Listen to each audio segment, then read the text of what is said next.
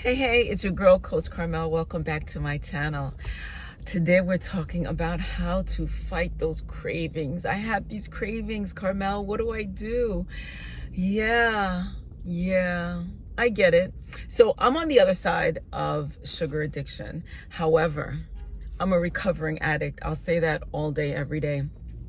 And sugar cravings still call me, but it's really like it's really sweet, pun intended, that I'm on the other side of the addiction. Whereas now when sugar calls me, it's not screaming like it used to be. It's a whisper and I can ignore it. But it took a while for me to get there, guys. I mean, it took a long time. So I don't expect anybody to listen to what I have to say here on this channel and all of a sudden be like, okay, I'm cured. It doesn't work like that. It takes a lot of practice. It takes a lot of practice. I was going to say willpower and discipline, but it's more than that. Willpower and discipline play a part of it. Of course it does. But it also takes education. Like when I see candy and sugar and soda, I see it very differently now. I literally internalize what that does inside my body, and it completely turns me off. It's kind of like eating something that's super, super scrumptious and then having it fall on the floor. It loses its appeal and I don't want it anymore, right? So that's what being over this sugar addiction has done for me. So let me get right to it. I'm going to give you 3 ways in order to fight sugar cravings. One of them is going to be, the first one is going to be, oh shoot, what's that word I'm looking for? Preventative. That's the word I'm looking for.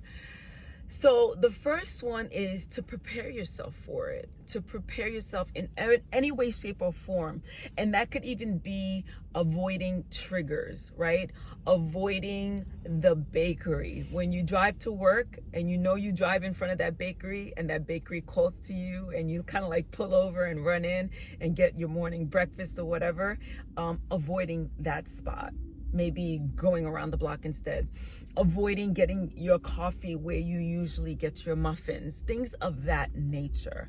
Avoiding going to the bodega where they sell the sugary drinks, like the sodas and the juices that you're used to consuming. Avoiding those spots. Another preventative measure would be to take more water with you. So every time you do have a craving, you drink some water. Another preventative measure would be carrying fruit with you, whole fruits, your bananas, your apples, your berries, etc. So think about ways that you can actually prevent the whole situation, prevent the whole craving. Because a lot of it sometimes even has to do with, I see it and I want it, or I smell it and I want it. So try to avoid those things.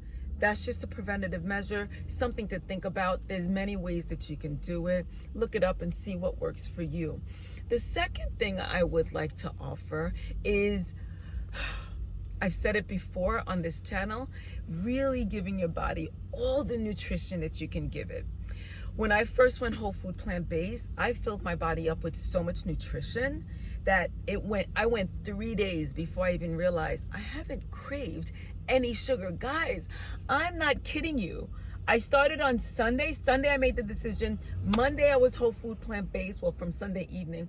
Monday was my first full day. It was Wednesday afternoon. It was after I had my lunch, which I think was a salad.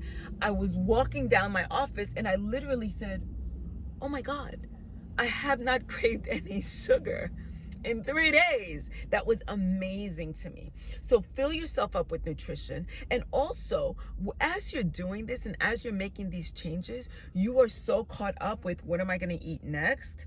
Making sure that you have your nutrients in line, or whatever foods that you are going to be swapping for meat, etc. You are so distracted, for lack of a better word, that you're not even really thinking about the normal cravings that hit you. And again, a lot of the cravings come from our other senses, from seeing it, from smelling it, from hearing somebody else open up a wrapper of their Snickers bar, right?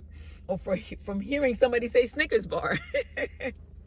That's number 2. The third one that I would like to offer you is fruits and vegetables. Like I said, it as a preventative to make sure that you carry it with you so that it's on deck in case of emergency situations. But I'm saying literally having the fruit, the whole fruit, instead of a candy equivalent, maybe. So for instance, if you like those apple Jolly Ranchers, will an apple taste like a Jolly Rancher? Of course not. They want to keep you coming back and back and back and not have to just reach for an apple if you have that craving, right? That makes sense. But have an apple with you at all times. Make sure that you buy them at the supermarket, bulk up every day. You grab an apple or 2, you put in your bag. You grab the bananas. They're easier to carry. Banana, you have to be careful so that you don't squish them. Carry them in a container. What other? Peaches, plums, whatever's in season at this particular moment in time. It's fall, so we have the persimmons. Those are delicious. Grapes. I wouldn't recommend grapes too much because they're so high in sugar, but they're better than a grape Jolly Rancher. I'll tell you that, right? So those are the 3 things I have to offer you. Make sure that you're prepared. Fill yourself up with nutrition, because a lot of the times, that part which I forgot to mention, a lot of the times cravings come from a nutrition deficiency, or some kind of a vitamin or mineral, a deficiency in that, like things like chromium, zinc, magnesium. They're like, those can be found in foods and sugary foods that we're like, that body needs and craves, and we're going to get it where we can get it from. And what is always available in every store, in every bodega, every place that you go, even at the banks. I remember going to the bank with my mother, and that's why I went to the bank with my mother, because they had lollipops at the teller windows, and I got a chance to have a lollipop or 2 or 3.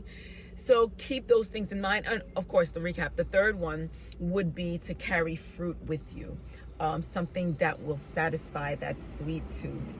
And stay away from sugary drinks. They offer nothing. They offer nothing. They offer no nutrition, especially, I'm really talking about sodas. There's no nutrition in there, but a ton of sugar that will rot your teeth. And basically, you're drinking a can of diabetes. So with that said, I'm going to again ask you, if you have not already, please subscribe to my channel. Share this with somebody that you feel might benefit from or want to hear this information, or that you think should hear this information. And I'm trying to get to 1,000 subscribers. I've been doing real well. So for all of you who have subscribed, thank you. I'm really excited to see the numbers go up, up, up. And again, I'm working towards 1,000 followers, and I know that you can help me get there. So I'm going to say, have a great day. Ciao, ciao. See you tomorrow.